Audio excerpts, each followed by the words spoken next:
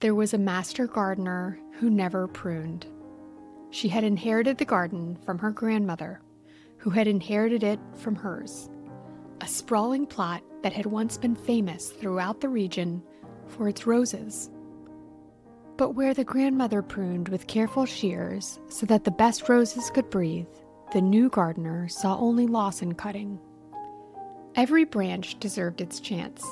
Every bloom was precious, and she let them scramble and crowd one another, treating each overnight volunteer seedling as a small, untended miracle.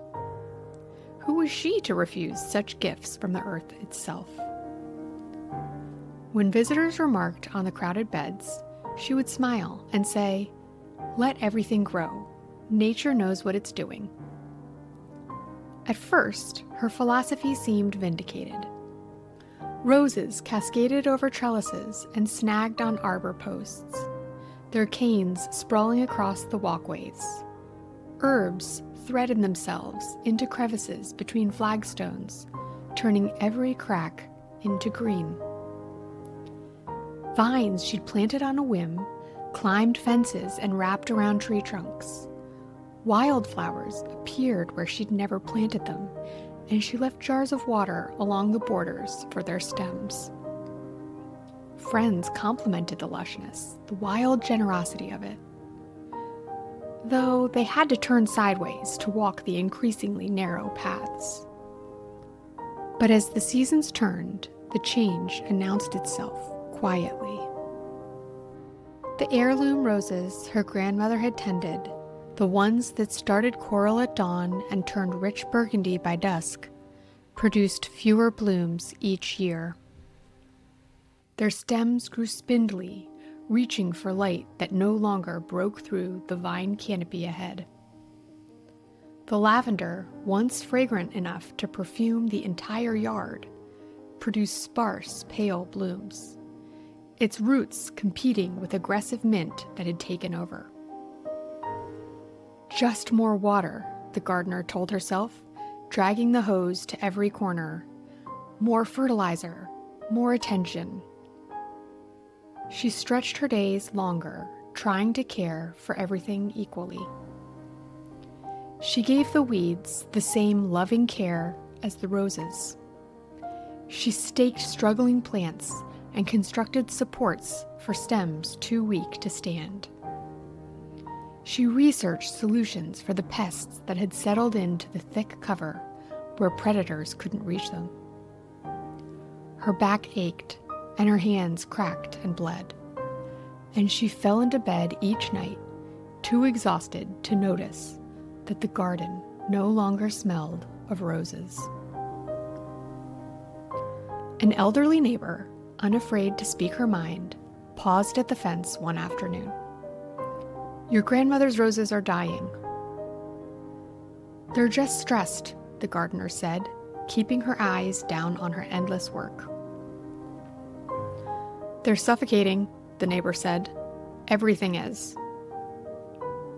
The gardener felt a flash of anger. She wasn't the one out here every day, nurturing, caring, giving everything space to exist. She wasn't the one refusing to decide what deserved to live and what didn't. But that night, she stood at her window and really looked at her garden. Moonlight pooled on dark leaves and tangled rose canes. No single blossom lifted above the mass to catch her eye.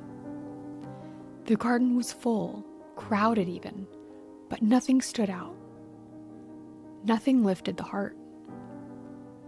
A democracy of mediocrity, where the exceptional and the ordinary had become indistinguishable. The coral roses that once stopped people in their tracks were invisible now, lost in a tangle of equally green leaves. Winter arrived early that year, and it hit hard. A frost that would have tested even a well-tended garden proved catastrophic for hers.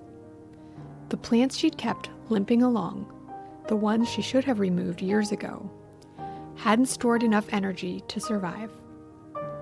The overcrowding meant weak airflow, and fungal infections swept through the beds. By spring, 2/3 of her garden was dead. She stood among the devastation and wept. For weeks, she couldn't summon the will to clear the damage. The dead plants stood as an accusation, evidence of her failure.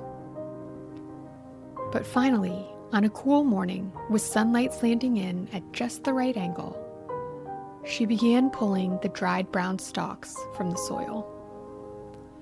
And that's when she noticed the coral roses were leafing out. In the space created by winter's cruel pruning, the survivors had room to breathe. The lavender, cut back to woody nubs by the cold, was pushing up new shoots, fragrant, already silver green. Where there had been a suffocating carpet of vines, there was now bare soil, and in that soil, the strong roots of the plants that mattered had space to spread. She fetched her grandmother's pruning spears from the shed. They sat in their usual spot, waiting. The handles were worn smooth by countless hands, the blades still sharp. She held them in her palm, feeling their balance, their purpose. She began to cut. Not randomly, not carelessly, but with intention. The plants that brought her no joy, the ones she'd kept out of obligation or vague guilt, she removed. The aggressive spreaders that bullied their neighbors, she cut back. Volunteers growing in the wrong place, no matter how vigorously, she pruned without hesitation.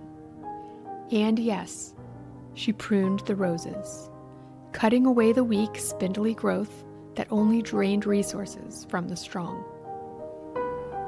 With each cut, the garden seemed to breathe. By summer, the transformation was remarkable. The coral roses bloomed as they hadn't in years. Fewer flowers than when her grandmother had tended them, perhaps, but each one a masterpiece, given room to be fully itself. The lavender formed fragrant mounds that drew bees in clouds. The paths widened. Light reached the soil. She could walk through her garden now without turning sideways or murmuring apologies to every plant. People began stopping at her fence again. "It's beautiful," they said. "It's peaceful. There's room to breathe."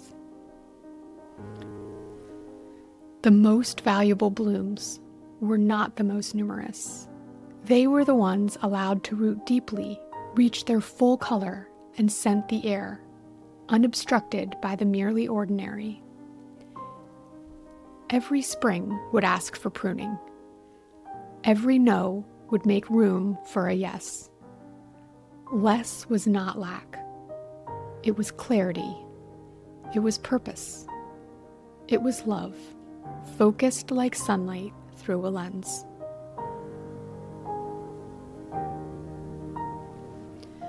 Here's the thing. Everything was growing, but nothing could flourish. Before you go, here's what I want to know. What exceptional thing in your life is getting crowded out by the merely ordinary? Leave a comment below. Your words might help someone more than you realize.